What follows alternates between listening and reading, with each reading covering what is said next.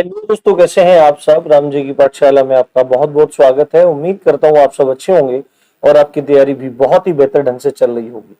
हम लोग अभी जो हमारे सामने एग्जाम्स हैं, खासकर यूपीएसआई और आपका UP TET, C TET, SSC GD और आपका आने वाला एग्जाम है लेखपाल, ये बहुत बड़ी परीक्षाएं हैं।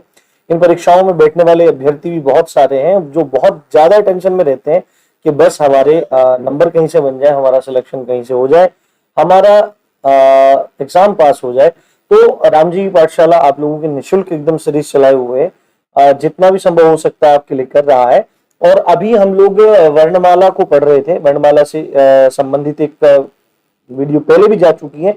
अभी दो संभवतः दो वीडियोस और आएंगी, दो तीन वीडियोस और आएंगी जिनमें आपको वर्णमाला के सभी क्वेश्चन प्रैक्टिस कराए जा रहे हैं जो पहले भी पूछे गए हैं, पूछे जाने की संभावनाएं हैं। और मैं मानता हूं अगर आपने ये क्वेश्चन कर लिए तो आपका एक भी क्वेश्चन, गारंटी दे रहा हूं, एक भी क्वेश्चन आपका एग्जाम में नहीं छूटेगा। तो बिना देरी किए चलिए शुरू करते हैं। पहला हमारा प्रश्न है, स्वर जो है, एक मैं इसका थोड़ा कलर चेंज कर लेता हूं। स्वर कौन कौन से, स्वर ए और आई, ए और आई का उच्चारण स्थान कौन सा है। ये क्वेश्चन बहुत बार पूछा गया है, आपको ध्यान रखना है। तो ए और आई का उच्चारण स्थान कंठ तालव्य है। कंठ तालव्य का मतलब क्या है कि यह कंठ और तालु दोनों से बोला जाता है। तो जब भी आप बोल के देखो, ए बोल के देखो, ए, तो गले से आवाज निकलेगी और स्पर्श कहां पे होगा, तालु पे होगा। ये जैसे मुख है आपका, ठीक है, यहाँ पे जीभ है, तो यहाँ पे आपका नीचे कंठ है, इधर ये कंठ है, और ये ऊपर वाला स्थान जो है इसको बोलते हैं हम तालु। क्या बोलते हैं, तालु बोला जाता है इसको। क्या बोलते हैं, तालु बोलते हैं। ये वाला स्थान होता है मूर्धा, ठीक है। तो जो आपका ए और आई है ये कंठ तालव्य होते हैं, ये बात आपको ध्यान रखनी चाहिए। अगला हमारा प्रश्न है, मात्रा के आधार पर स्वर कितने प्रकार के होते हैं। तो मात्रा के आधार पर स्वर तीन प्रकार के होते हैं। कौन कौन से होते हैं, ह्रस्व स्वर होता है, ठीक है, उसके बाद दीर्घ स्वर होते हैं और उसके बाद प्लुत स्वर होते हैं, ठीक है। ह्रस्व स्वर होते हैं जिनको बोलने में कम समय लगता है। ह्रस्व स्वर में कौन कौन से आ जाते हैं, ह्रस्व स्वर में चार स्वर आ जाते हैं। आपका आ जाता है अ आ जाता है, ई आ जाता है, उ आ जाता है और री आ जाता है। जबकि दीर्घ स्वर में आपके कौन कौन से आ जाते हैं, आ, ई, उ, ए, आई, है ना, ए, आई, ओ और औ, ठीक है, ओ और औ, ये सात हो जाते हैं दीर्घ में, चार हो जाते हैं ह्रस्व में। इन्हीं को मिला के सामान्यतः बोल दिया जाता है कि स्वरों की संख्या 11 है। प्लुत स्वर कौन सा होता है जिसको बोलने में, अब ह्रस्व स्वर में कम समय लगता है, दीर्घ स्वर में ह्रस्व स्वर की अपेक्षा अधिक समय लगता है, और प्लुत स्वर में दीर्घ स्वर की अपेक्षा अधिक समय लगता है। जैसे ओम, जैसे क्या था, ओम। तो ये वाला सिंबल होता है, ये वाला जो सिंबल है ये सिंबल होता है प्लुत स्वर। अगले प्रश्न की ओर आगे बढ़ते हैं। अगला प्रश्न करते हैं, वर्ण तालिका के अनुसार ह्रस्व, दीर्घ और प्लुत क्या है। तो आंख बंद करके लगा देना है, स्वर है, ठीक है। ये क्वेश्चन सब आए हुए हैं और इनके आने की संभावना ही बहुत है। अगला हमारा प्रश्न है, जिन ध्वनियों को, जिनकी ध्वनि केवल मुख से निकलती है, ठीक है, जिनकी ध्वनि केवल मुख से निकलती है वो कौन से स्वर कहलाते हैं। आपको पता होना चाहिए कि जिनकी ध्वनि केवल मुख से निकलती है, देखो ध्वनि दो जगह से निकलती है, या तो मुख से निकलती है या नासिका से निकलती है। नासिका से जिनकी निकलती है उनको क्या बोला जाता है, अनुनासिक स्वर बोला जाता है। क्या बोला जाता है, अनुनासिक, ठीक है, अनुनासिक इनको बोला जाता है। खासकर इसकी परिभाषा अगर देना चाहें तो जिनकी ध्वनि मुख प्लस नासिका दोनों से निकलती है उसको अनुनासिक कहते हैं। और जिसकी ध्वनि केवल और केवल किससे निकलती है, मुख से निकलती है, उनको क्या बोलेंगे, निरअनुनासिक। क्या बोलेंगे, निरअनुनासिक। ठीक है, ये आपको क्लियर होना चाहिए। अगला प्रश्न है हमारा, स्वर ध्वनि के प्रकार पर है। स्वर ध्वनि के प्रकार पर कितने प्रकार के होते हैं, ध्वनि के प्रकार पर कितने ध्वनि के कितने, स्वर ध्वनि के कितने प्रकार है। थोड़ा स्वास्थ्य थोड़ा खराब है तो इसलिए आप थोड़ा ध्यान रखिए। तो स्वर ध्वनि के आधार पर मतलब बोलने के आधार पर, मात्रा के आधार पर ये सब है, तो तीनों ही होते हैं, दीर्घ भी होता है, प्लुत भी होता है, ह्रस्व भी होता है। तो उपयुक्त तो सभी हो जाएगा हमारे इसमें। अगला प्रश्न है, हिंदी की अग्र, अवृत्ताकार और समृत। देखो समृत स्वर देखो क्या होते हैं, समृत होते हैं, अर्ध समृत होते हैं और आपके विवृत होते हैं, अर्ध विवृत होते हैं। यानी कि जिह्वा के आधार पर होता है तो अग्र मध्य पश्च होते हैं स्वर। होठों की स्थिति के आधार पर, अगर होठ बोलते हुए गोल हो जाए तो वृत्ताकार, अगर थोड़े फैल जाए तो अवृत्ताकार, और समृद्ध का मतलब होता है बंद, है ना, लगभग बंद होता है। अर्ध समृद्ध का मतलब होता है आधा बंद, विवृत का मतलब होता है खुला हुआ, और अर्ध विवृत का मतलब होता है आधा खुला हुआ। तो ये सब स्वरों के प्रकार हैं। मैंने पूरा का पूरा पढ़ा रखा है, आप जाके हिंदी फुल कोर्स नाम के प्लेलिस्ट में जाके देख सकते हैं। 5 वीडियो मैंने पूरी बनाई है, डिटेल में देखना है तो आप वहां पे जाके देख सकते हैं। तो इसमें पूछना है इनमें से कौन सी ध्वनि अग्र, अवर्तकार और समृद्ध है, तो इसमें हो जाएगा आपका ई। देखो आप ई बोल के देखोगे तो जीभ के अग्रभाग से बोली जाएगी, ठीक है, अग्र हुई। अवर्तकार हुई, बोल के देखो ई, तो मुंह जो होठ है आपके, ये होठ जो है ये आपके कैसे हुए, ये आपके थोड़े फैल गए, गोल नहीं हुए। और समृद्ध का मतलब है लगभग बंद रहे, तो ई आपका इसमें उत्तर हो जाएगा। अगला हमारा प्रश्न है, जो घ है इसका उच्चारण स्थान कौन सा है, तो आपको सीधे पता होना चाहिए कि घ जो है वो क वर्ग का प्राणी है, क वर्ग का वर्ण है, ठीक है। इसमें क्या आ जाएगा, क आ जाएगा, ख आ जाएगा, ग आ जाएगा, घ आ जाएगा, अंग आ जाएगा। तो जितने भी क वर्ग हैं वो कहां से बोले जाते हैं, वो कंठ से बोले जाते हैं, कंठ है। तो क्या उत्तर हो जाएगा, कंठ आपका उत्तर इसमें हो जाएगा। अगला प्रश्न है, निम्नलिखित में से कौन सा कंठ वर्ण है, निम्नलिखित में कंठ वर्ण कौन सा है, यानी कि कंठ से कौन सा वर्ण बोला जाता है, तो उ, ठीक है, अ, ई कौन सा बोला जा रहा है, तो आपको बोलते ही मतलब महसूस करते ही पता लग जाएगा कहां से, तो अ, क्या अ, तो अ कहां से बोला जा रहा है, कंठ से बोला जा रहा है, अ क्या है, कंठ है। अगला है हमारा, निम्नलिखित में से कंठ वर्ण कौन सा है। देखो आपको हर चीज याद रखने की जरूरत नहीं है, कुछ चीजें हैं जो आपको याद रखनी चाहिए, बाकी आप महसूस करने के आधार पर भी लिख सकते हैं।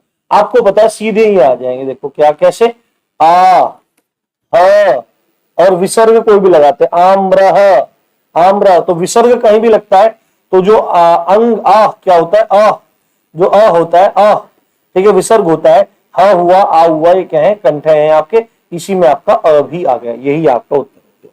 अगला हमारा प्रश्न है, निम्नलिखित में से कंठय ध्वनियां कौन सी हैं, तो कंठय ध्वनियां कौन सी हैं, तो सीधे आपको पता होना चाहिए जो क वर्ग है वो कंठय ध्वनियों में आता है, तो क, ख ये कंठय ध्वनियों में आ गए, ठीक है। उसके बाद आगे चलते हैं अगले प्रश्न की तरफ। निम्नलिखित में से कौन सी हिंदी की कंठ ध्वनि है, कंठ ध्वनि है, अभी हमने क्या पढ़ा, ई, त, फ, ह, ठीक है। ये आप देखो, महसूस करो, इन सब के बारे में बताऊंगा, आगे बताऊंगा, आगे आगे बढ़ेंगे, बहुत सारे प्रश्न है। तो उसमें ह अभी देख के आए हम, ह क्या है, कंठ ध्वनि है। अगला प्रश्न है, च, छ, ज, झ, इय, च, छ, ज, झ, इय, तो आपको पता होना चाहिए जो स्पर्श व्यंजन है वो कैसे हैं, वो कैसे हैं भाई, क वर्ग है, च वर्ग है, सॉरी एक मिनट थोड़ा सही से लिख देता हूं, क वर्ग है, च वर्ग है, ट वर्ग है, त वर्ग है, और उसके बाद प वर्ग, कचट तप, है ना। तो जो आप मुख्य स्थान पे बताता हूं आपको, देखो जैसे ये मुख्य, ये व्यक्ति का मुख है, मान लो, ये मान लो व्यक्ति का मुख है, अभी पता नहीं कैसा बन गया पर आपको समझना पड़ेगा, एलियन टाइप बन गया है कुछ। तो ये जो है, ये जो स्थान है ये कंठ कहलाता है, क्या कहलाता है, कंठ कहलाता है। उसके ऊपर जब आप दूसरे स्थान पे जाएंगे तो जो मुख की दीवार होती है, यहाँ पे ये स्थान कहलाता है आपका तालु, क्या कहलाता है, तालु। उसके बाद ये वाला जो स्थान है ये कहलाता है आपका मूर्धा, क्या कहलाता है, मूर्धा कहलाता है। उसके बाद यहाँ पे आपके होस्ट दांत हो गए, और उसके बाद होस्ट हो गए। तो आपको इसी हिसाब से चलना है। तो जो क वर्ग है वो नीचे के हिसाब से चलना है, क वर्ग है आपका कंठ से, कहां से, कंठ से। च वर्ग है आपका कहां से, तालु से, कहां से, तालु से, ठीक है। उसके बाद ट वर्ग है आपका मूर्धा से, मूर्धा से। उसके बाद त वर्ग है आपका क्या, त, थ, द, ध, न, त, थ, द, ध, न। तो देखो कहां पे बोल के देखो, देखो जैसे मैं बता देता हूं पहले, त है आपका दांतों से, दंत है, और प है आपका ओष्ठ से, ठीक है। तो क वर्ग है आपका कंठे, छ वर्ग है आपका तालव्य, ट वर्ग है आपका मूर्धन्य, और त वर्ग है दंत, और प वर्ग है आपका ओष्ठ। मेरे साथ बोल के आप देख सकते हैं, क, ख, ग, अंग कंठ से निकल लिए। उसके बाद आप थोड़ा महसूस करेंगे तो आपको पता लग जाएगा। उसके बाद तालु में क्या हो जाएगा, च, छ, ज, झ, इय। तो जो दीवार है, मुख की ऊपर वाली दीवार है जिसपे आप जीभ से टच कर सकते हैं, उसमें पिछले स्थान पर थोड़ी सी वायु स्पर्श करती है जब हम च वर्ग को बोलते हैं, च, छ, ज, झ, इय। उसके बाद ट वर्ग को बोलो, ट, ठ, ढ, ढ, न, ट, ठ, ड, ढ, ण, तो सीधे ऊपर चोट लगती है मूर्धा में। उसके बाद दंत को बोलो, त, थ, द, ध, न, त, थ, द, ध, न। तो देखो जो दांत है आपके ऊपर, उन्हें पीछे की तरफ आपको स्पर्श महसूस होता है। और उसके बाद जो प, फ, ब, भ, म है, इन्हों जितने बार भी बोलोगे आप, होठ इसमें बंद होंगे। तो आपको पता होना चाहिए जो च वर्ग है वो कैसा है, च वर्ग आपका तालु से निकलता है। ये बात आपको क्लियर होनी चाहिए। अगला आपका प्रश्न है, निम्नलिखित व्यंजनों में से कौन से व्यंजन का उच्चारण स्थान तालु है?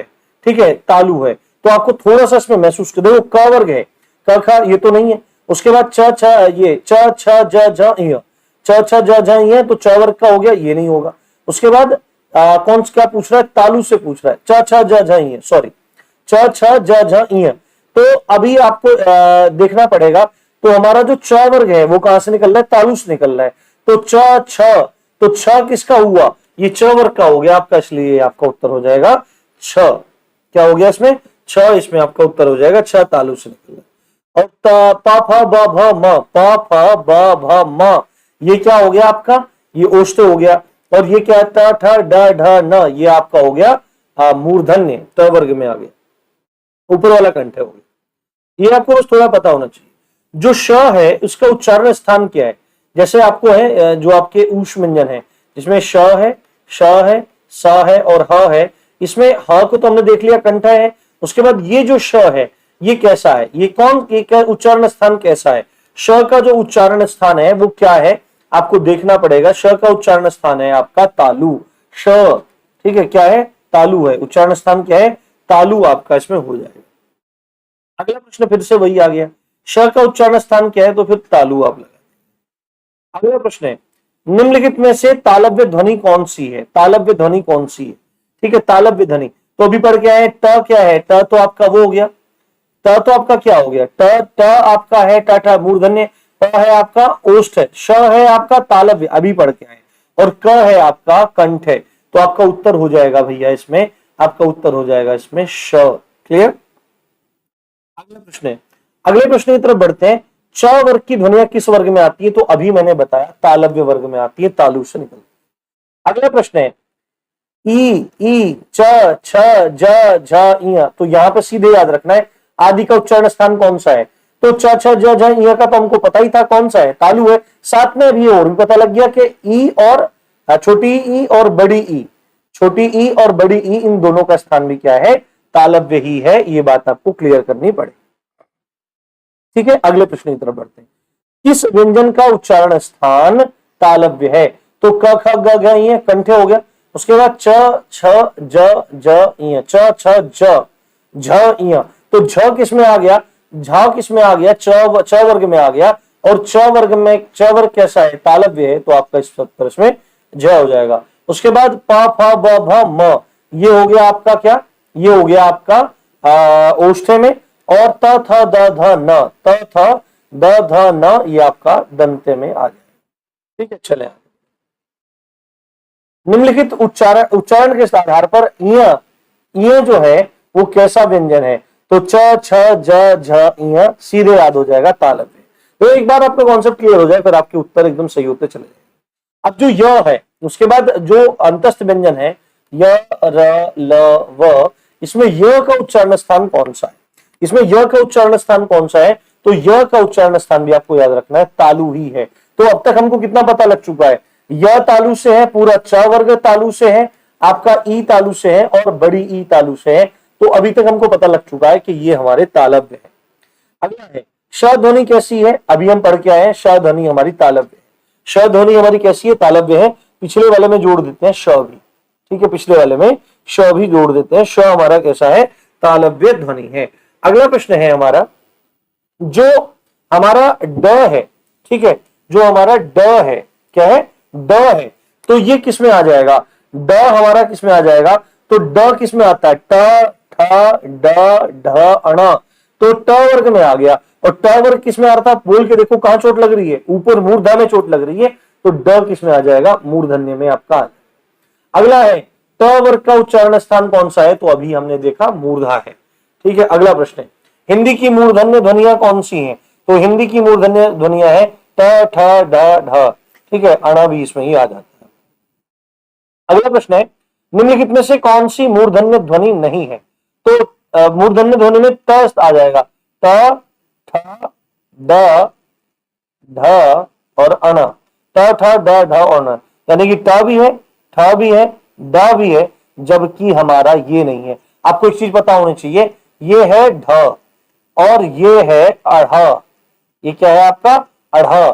तो दोनों में अंतर है, ठीक है। ये इसको स्थान मिला है, इसको स्थान मिला है, जबकि इसको वर्णमाला में संक्षिप्त ऊष्म सॉरी स्पर्श व्यंजनों में स्थान नहीं मिला है, पर इसकी गिनती जरूर होती है। उक्षिप्त व्यंजन या द्विगुण व्यंजन में दो आ जाते हैं, अढ़ आ जाता है और अढ़ आ जाता है, अढ़ और अढ़ आ जाता है, ठीक है। ये चीज आपको ध्यान रखनी चाहिए, ठीक है। अगला प्रश्न है हमारा, ट वर्ग में किस प्रकार के व्यंजन है?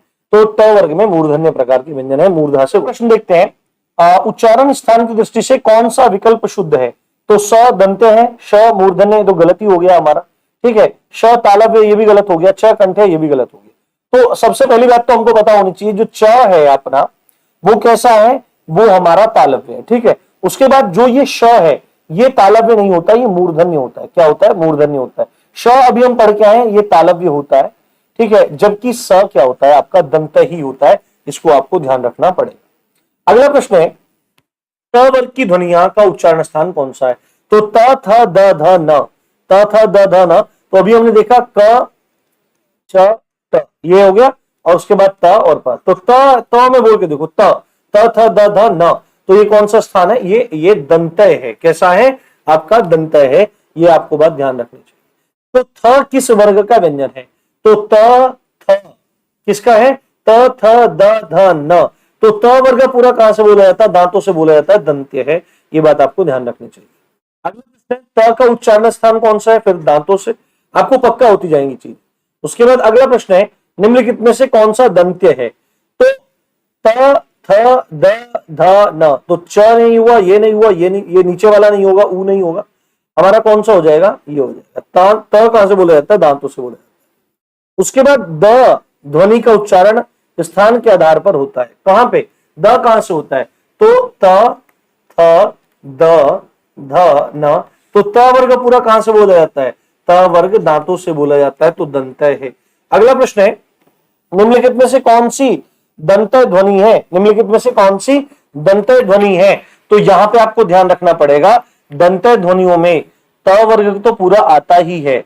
दंतय ध्वनियों में त वर्ग तो पूरा आता ही है, साथ में आपका ल भी आता है, साथ में आपका ल भी आता है, और आपका पिछला हमने क्वेश्चन देखा था, हमारा स भी आता है। क्या आता है? त वर्ग, ल और स, ये दंतय ध्वनियों में आपके आते हैं। तो ये उत्तर हो जाएगा। गारंटी दे रहा हूं, पेपर में एक भी नहीं छूटेगा भाई साहब। जिनका उच्चारण ऊपर के दांतों पर जीभ लगने से होता है, उनको क्या कहते हैं? अभी मैंने बताया, उनको दंतय कहते हैं, ठीक है। उसके बाद निम्नलिखित में से दंतय ध्वनि है कौन सी? तो त है, एकदम क्लियर। उसके बाद प फ ब भ म कैसे हैं? तो प फ ब भ म ओष्ठ है, ओष्ठों से लगते हैं, ओष्ठ ध्वनि है। अगला प्रश्न है, निम्नलिखित में से ओष्ठ वर्ण कौन सा है?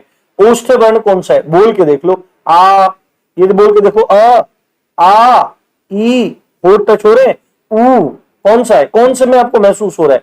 तो आपको पता होना चाहिए कि ये क्या हो रहा है, क्या नहीं हो रहा है। तो आ नहीं है, आ नहीं है, ई नहीं है, पर ऊ है, ऊ है। ऊ में आपके ओष्ठ टच हो जाते हैं, ऊ, तो पूरे मतलब एकदम टच हो जाएंगे। तो आपका ये उत्तर क्लियर हो जाएगा, ऊ आपका ओष्ठ है। और आखिरी दो प्रश्न करेंगे, फिर ज्यादा लंबी वीडियो नहीं रखना चाहता मैं, छोटी छोटी वीडियो प्रैक्टिस करते हैं। हिंदी की ओष्ठ व्यंजन ध्वनि कौन सी है? तो ओष्ठ से कौन सी बोली जाती है? तो प फ ब भ, क्या आ जाएगा? भ म, ठीक है, ये हो जाएगा। और आखिरी प्रश्न है, इनमें से ओष्ठ ध्वनि कौन सी नहीं है? तो प फ ब भ म, ये है। च नहीं है, च कहां से है? तालव्य है। ये आपको बात ध्यान रखनी चाहिए। तो उम्मीद करता हूं आपको लेक्चर पसंद आया होगा। इसी अच्छी बात के साथ आप देख रहे थे राम जी की पाठशाला। लाइक शेयर सब्सक्राइब करना मत भूलिए। जय हिंद, जय भारत।